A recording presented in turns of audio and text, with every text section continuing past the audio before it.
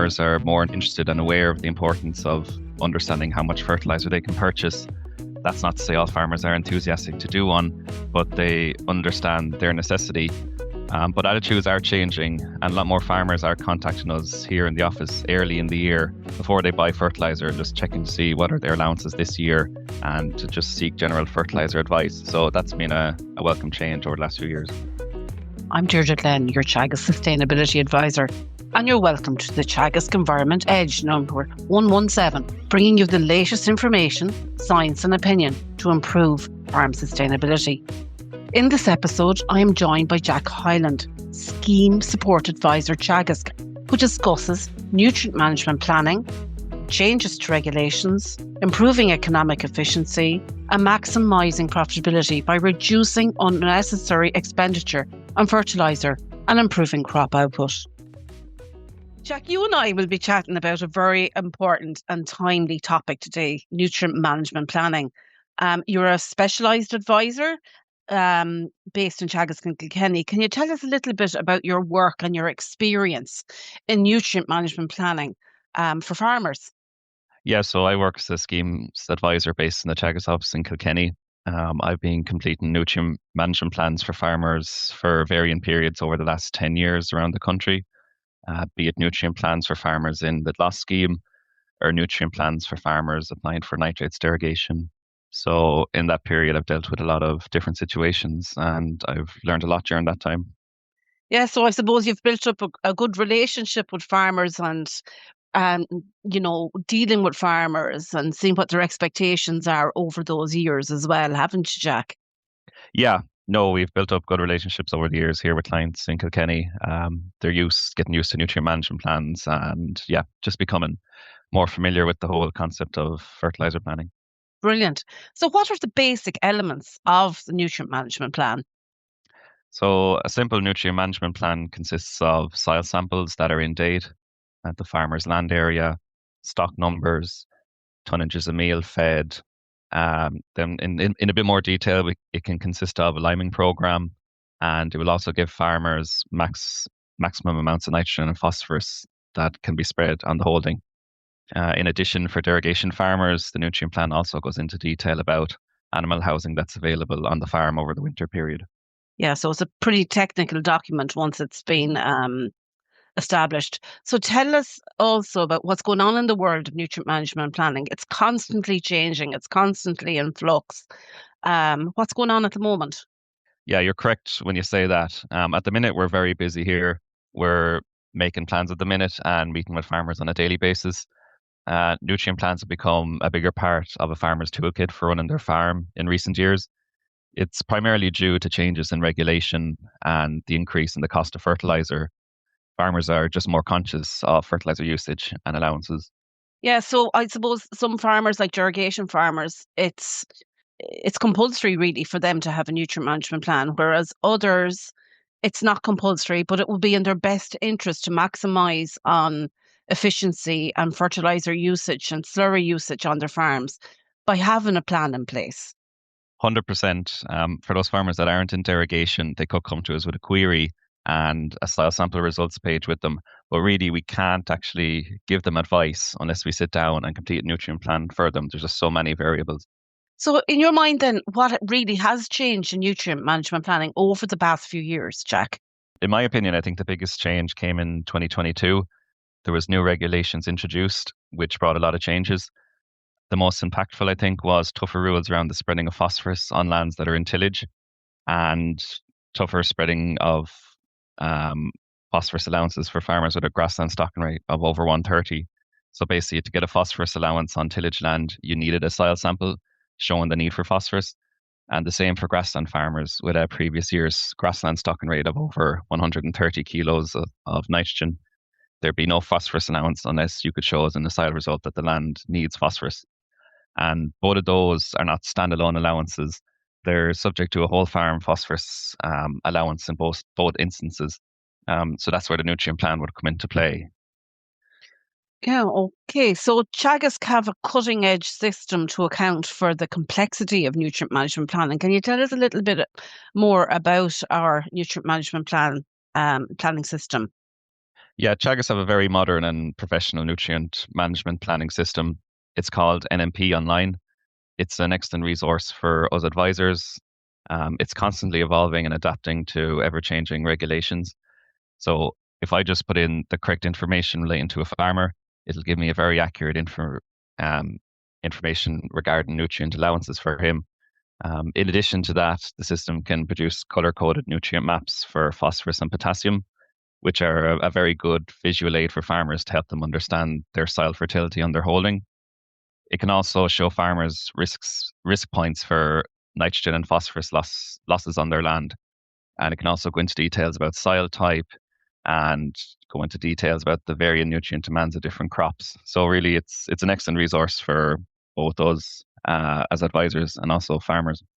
Yeah, I go to a lot of farm visits, as you know, Jack, and particularly on dairy farms, the maps are up on the walls, um, in in the parlor, and the farmers really do use them, and the fact that they're color coded, it's a very visual indication of whether they need phosphorus, whether they need potassium, what is their status. And it's very useful. And then you get some maps that have the hectages. You've also got maps that show the different paddocks and the different areas of the farm. And then also for lime, whether whether they have adequate lime, or where they need lime on the farm. So it's a very visual instrument as well, isn't it? Yeah, and look, the best messages we try to give out are usually the simple ones. And when farmers see the maps, it's a lot more easy for them to understand as opposed to us explaining which field needs what nutrient. Mm. They'll be quite familiar with the shape of their farm and what field is where. So it's a lot easier for them to understand with the maps. It was a no, it was a great assistance to us and for farmers. Yeah, and I suppose another element is, Tim Hyde and his team are constantly developing, and they go to the advisors to see what they need from the system as well.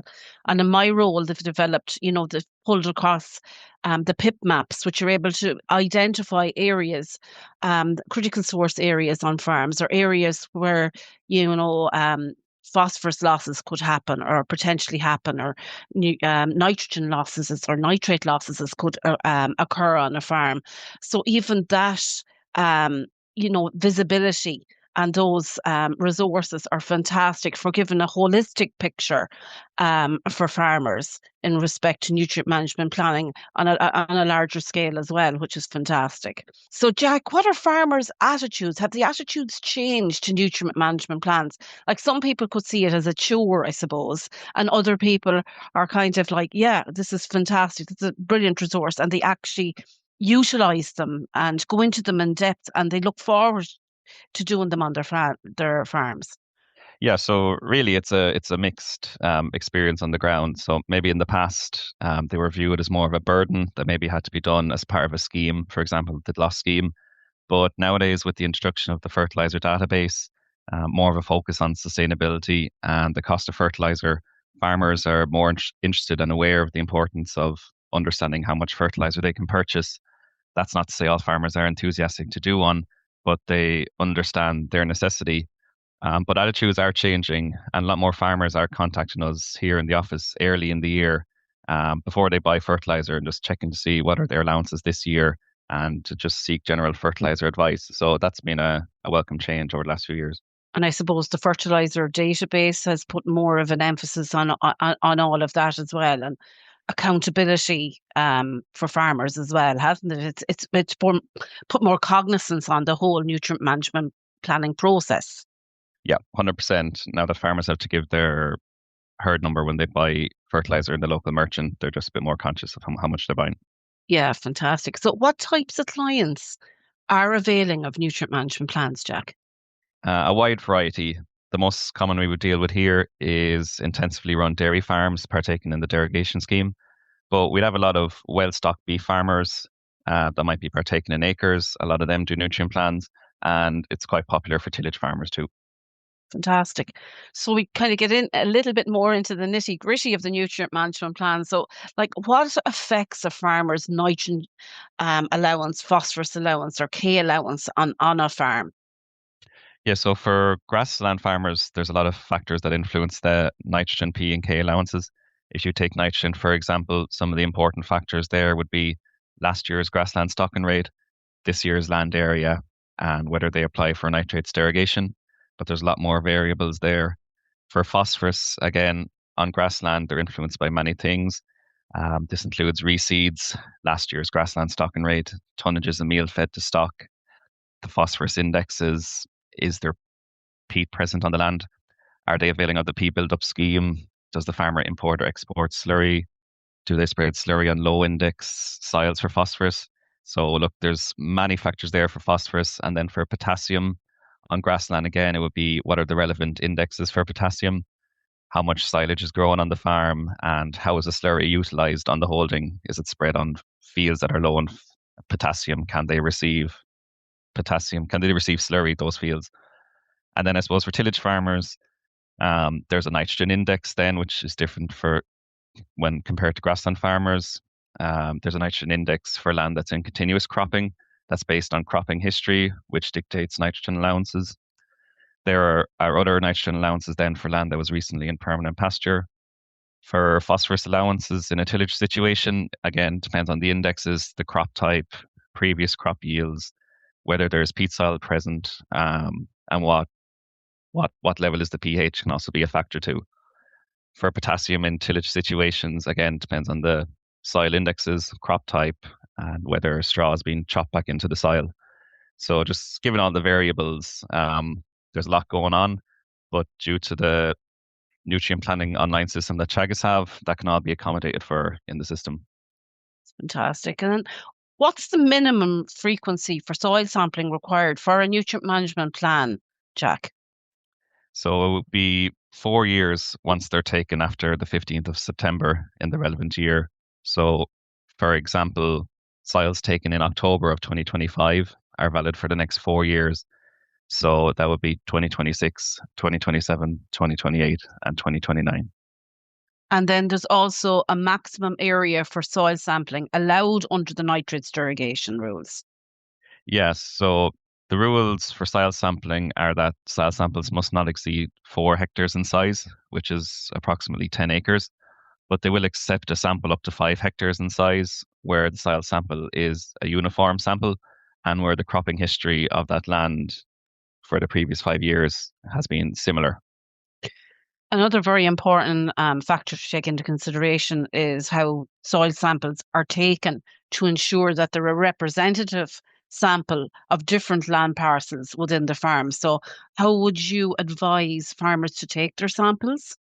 Yeah, so farmers will know their land quite well, and we'd advise farmers to take samples where there's changes in soil type, where drainage may vary in a field, where fields have different cropping histories, and maybe areas of persistent poor yield.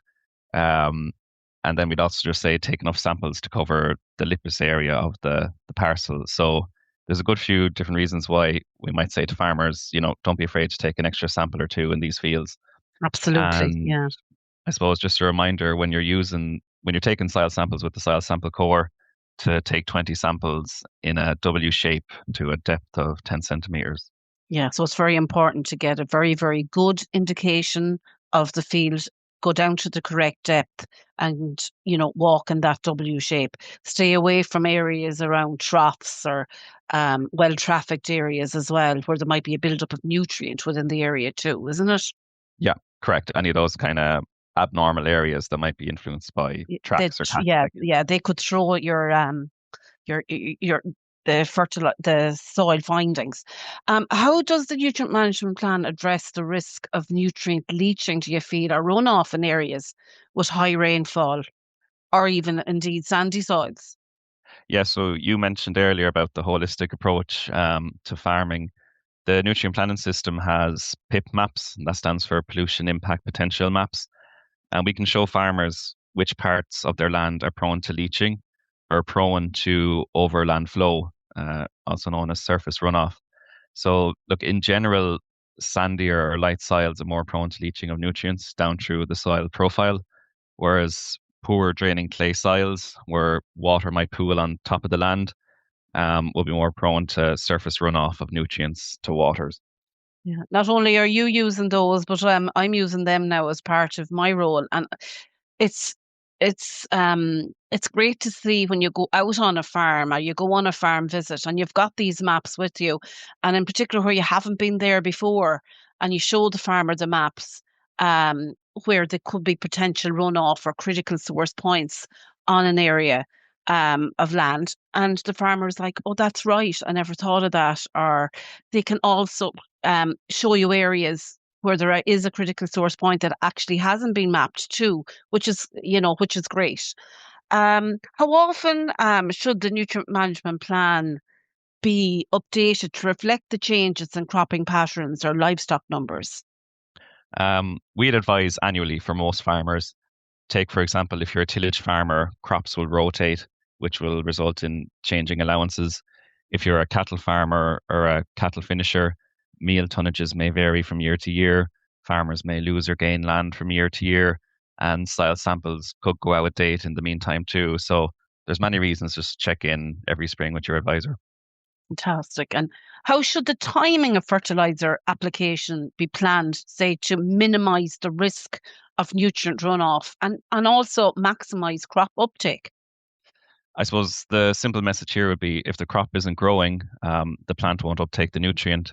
So if there's nutrients spread in poor growing conditions and bad weather comes along, those nutrients are liable to be lost via a pathway, be it volatilization or leaching or runoff.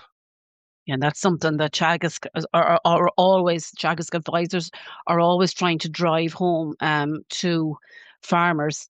Um, how can a farmer ensure that fertilizer applications match the actual nutrient requirement of individual crops or grassland?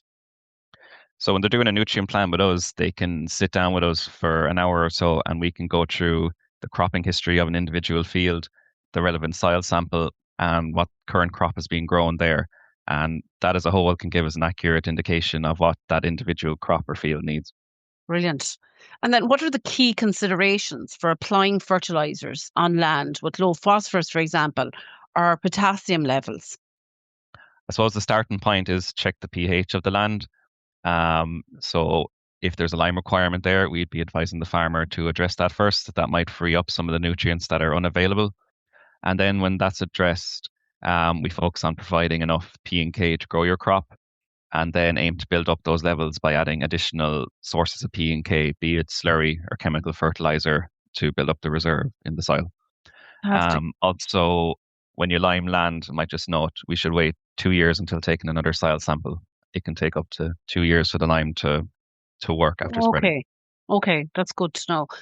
Do we also need to be careful with the timings of, say, lime and spreading of slurry? We do indeed. Take, for example, if you're spreading slurry first, you must wait up to 10 days before coming back and spreading lime on that same field. If you spread lime first, you must wait up to 3 months before coming back and spreading slurry on that field. And I might just mention silage as well. If you're spreading lime on silage ground, it's best to wait until after the silage crop is cut before spreading lime again, as the goal of lime is to raise pH in the ground, whereas to preserve silage, we're trying to lower the pH. So they're just working against each other, which can affect preservation of silage. Fantastic. Um, a lot of farmers are involved in various schemes. Um, does participating in acres, say, for example, as an environmental scheme, does this affect how you do your role with nutrient management plan for a farmer? Yes, it does. The two most popular and well-paying area-based actions in acres are extensively grazed pasture and low-input grassland. So anyone in acres would be familiar with those terms. They both affect fertilizer allowances. If we take extensively grazed pasture, the max nitrogen allowance on that action is 32 units to the acre, be it in chemical or organic form. So that's not a lot, but the aim of the action is to lower inputs and to create a more diverse sward. So when we're nutrient planning with farmers in this action, we just need to inform them that it's going to lower your allowance in general over the farm, and especially in this field. But a lot of farmers understand that's why they're getting paid for that action. If we take low input grassland, which is also very popular, while there isn't a restriction per se on nitrogen allowance for this action, your payment is based on how well you score. The number of positive indicators, which is the positive plants and flowers in the field present, has a big bearing on your score. So the more nitrogen you spread, the greater chance you have of attaining a less amount of positive indicators, which results in a lower score, which leads to a lower payment per hectare. So we just be advising farmers there, look, the less nitrogen you spread in these fields, the more you will be rewarded on the acre side. And then there's actions like riparian buffer strips. They can be quite long and narrow. Generally, they might be 1.5 meters wide over 500 meters or 1,000 meters. Generally, they're not huge areas, so they'll have minimal amount of impact on fertilizer allowances. But actions like riparian buffer zones are bigger blocks of land and areas, up to 5 acres in total, where you can't spread any fertilizer. So there's restrictions in these areas too. However, we tend to see there might be less productive areas of the farm anyway, so they may not have been receiving fertilizer to start with. But look, the nutrient management plan can factor all of this in. Fantastic. Um, do any specific penalties apply if a farm exceeds the nutrient limits set out in your nutrient management plan? Say, for example, the nitrates irrigation. Yeah, we don't comment too much on potential penalties that a department inspector might impose, but what we do know for certain is that if you apply for a derogation and you exceed your nitrogen or phosphorus allowance for that year in question, you will be rejected for that year, and then you will not be an eligible candidate for a derogation in the following year. So it is a severe enough penalty on farmers. Okay, so the nutrient management reports that you need for the nitrates derogation, um, it's it's a lot more work than a fertilizer plan per se. That's for non-derogation. So, what specific details would you have to include within that? That's Yeah, so there's a mandatory liming program when you get to this stage of nutrient planning for derogation farmers. There has to be soil samples present for all the land. We have to submit soil sample maps and the available slurry and soil water storage on the holding.